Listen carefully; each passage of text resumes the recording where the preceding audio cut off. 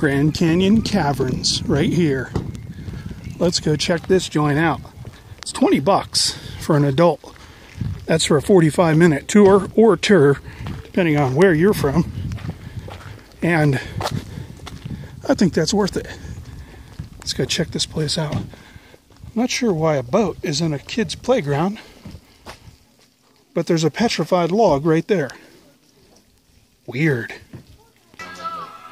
It's like a bird's nest. What the heck is that thing?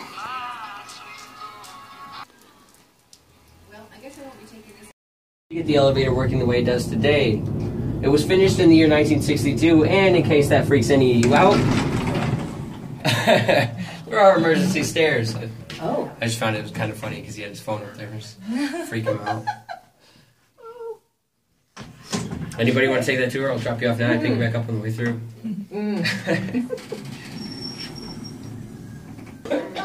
Alright guys, you are currently standing in what is the largest dry cavern in the United States, third largest in the world. Only about 3% of caverns or caves are actually marked as dry, and only about 1% of those actually explorable. The majority of that 1% that are actually explorable are about the size of this room that we're standing in right now. They're typically used for wine cellars, storage, or even basements sometimes. So chances are you guys may have been in one before and just don't know it. That's the best part about this job, especially in the summer. It's cooler down. Yeah. As you walk in, you may realize there's a sign that says about 56 degrees year-round. That's true, but it's also not true. Since we've opened up the mystery room a little bit and the humidity's gone up just a tad bit because of it, the temperature has also risen. It stays about 59 to 60 degrees. Usually it's not much more than 60. 61 is the highest I've ever seen it. Oh, here we go.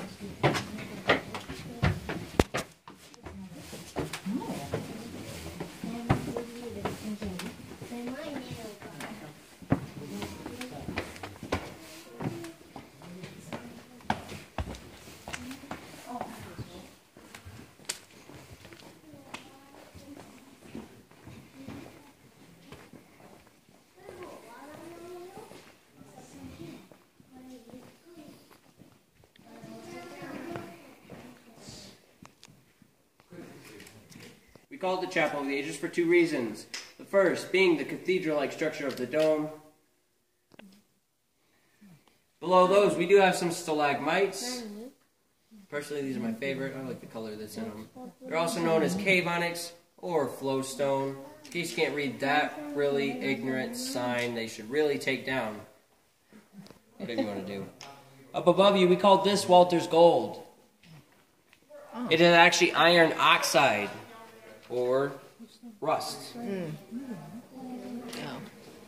So Walter grew, but actually descend about 1,500 to 1,700 feet down to what's known as the water tables. Well, movies, two of those movies being The Cave and The Descent. Through these double doors right here, there is a bathroom, fully functioning, shower and sink, both hot and cold running water. There's also a toilet in there. It has roughly 6 or 7 flushes to it. So you'd have to use it pretty sparingly.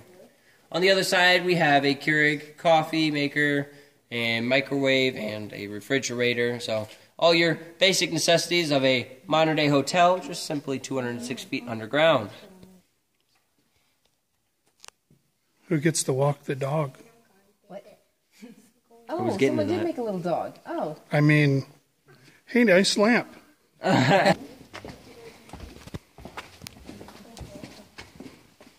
Watch out for that rock. Okay. And watch out for this ledge as you walk up and join me on the stage. What? We're coming up here? Yes. Oh, okay.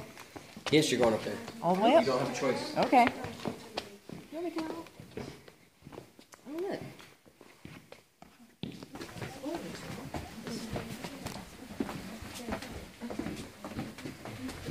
Along with MREs. Meals ready to eat, depending on the person. Meals rejected by Ethiopians.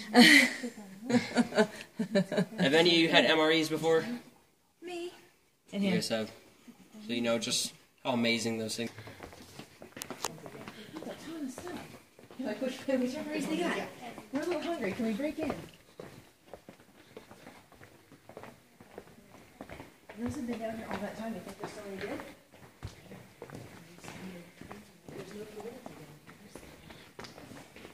This next hill you guys are about to walk down is pretty slippery, so take your time walking down. Be careful, watch your step. There's grip tape, but only on the first slope down. When will I do that again? Unless I absolutely have to. Right. Get tired of it real quick. Yeah, especially Pop-Tarts. I can't eat the Pop-Tarts anymore. Oh, no. No, they do that. My Narnia rock too, but that's if you walk under it. You won't see why I call it my Narnia rock if you try to walk through it. This isn't Harry Potter. Narnia. You walk through the closet. My Narnia rock. Everybody does that. Like, oh my gosh, it's so cool. Bottom, all this brown discoloration down here. It's dirt oils off people's hands. Pretty disgusting if you ask me. Snowball Palace is made up of gypsum, which is the same thing we put in drywall today, and it's also extremely porous. That means that anything that we put into it will be soaked up by it, including anything off your hands and any cleaning agents. That means we can't clean it and make it white again without totally destroying it. You don't want to do that. If you look at this wall right here, you see how it starts to form in the cracks and crevices in the rocks, and over time it starts to build up over itself. In the short span of about 6,000 to 8,000 years, this wall would have ended up looking just like Snowball Palace. Unfortunately, we are a dry cavern, which means it no longer will. Unless we become suddenly submerged in water, and I have high hopes that doesn't happen anytime soon. Well, no offense, we don't pump any oxygen down here to make it any easier for you guys to breathe. That's actually because, in fact, there's more oxygen down here than there is up on the ground above us. Yeah, fun fact of the day. Nothing came up after about 4 days. So everybody gave up, and about 2 weeks later, we got a call from the Grand Canyon. They were freaking out because there was red smoke coming from the side of the Grand Canyon walls, and they didn't know why. Well, we were pretty psyched because we knew exactly why. Making this some of the cleanest air you guys could possibly ever breathe.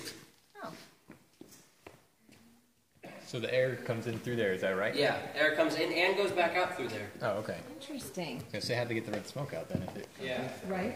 Down through the natural entrance, and we will be getting over there shortly. And when he fell down, he broke his hip. You could smell the fresh air coming from the mystery room. So he decided, maybe I could crawl over there and find a way out.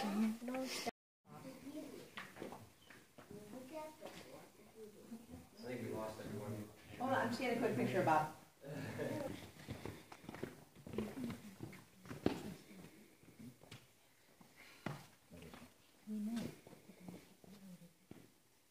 And as you continue walking, language it is right now, but I know it means giant. Counts, right? It's 92 feet all the way up to that first red shelf, and 142 all the way up to the tip top there. That really cool red design. Yeah, that's the top. I don't know why it's there, it just is. Okay. It's lined calcium carbonate, the same thing we put in toothpaste, baking soda, and modern drinking soda. It's also almost the exact same thing as Tums, Rolaids, and Alka-Seltzer. And they sent all their extra resources here because they were under time and under budget. And Walter decided, hey, we have all this extra wood, why don't I use some of it and build a swinging bridge right up here. We'll wait for everybody to catch up. You guys are all slacking, Sorry. falling behind. That does not look safe. It's very slothful. Yeah, that swinging bridge built from the leftover wood from the Hoover Dam. Walter could now get more people down here at one time and charge each person 50 cents over 25 cents. And the natural entrance, where Bob fell down, is actually right above us up here. We can't see it. There's actually about 5 sets of almost completely vertical 15-foot stairs that lead up to the natural entrance today, bolted to nothing but the face of the rock, which is, again, I remind you, limestone, red-walled limestone, very soft and very malleable. It's kind of like trusting your life on a nail in drywall. Bears don't have tails, but the first one was right. This looks like Sloth. a giant... It's a Yeti is what it is. No, it's a sloth. Good thing This I left my is beef jerky Gertie. at home. Gertie is a glossotherium, which in English words, that would be four-toed prehistoric ground sloth. We also found 94% of her petrified remains right down here. as we excavated out for the stairs. Okay. Yeah, pretty amazing, right? When we first found Gertie, we didn't know what she was, and in fact thought she was a dinosaur. She's not a dinosaur. She's not old enough to be. So, the wood that was used to build these stairs is leftover wood from the swinging bridge, and again, the leftover wood from the Hoover Dam. Excuse me. They descend 104 feet before they meet up with more concrete steps, similar to these ones right here, but even that's slippery sometimes. And watch the last step on the first flight. It's American Film Institute in Los Angeles, California. It was being taken down and rebuilt. They rebuilt what was called the Kodak Theater, and today it's got a different name. Don't know what it is. Same theater. It's where they hold the Grammy nominations and all of that. They were going to throw away all the old seats from the American Film Institute, so the owners of the caverns decided to buy a few. That's the seats. That's actually the largest of the three of them, and it does ascend 90 feet above the trail. Oh, I was like, whoa, what just happened?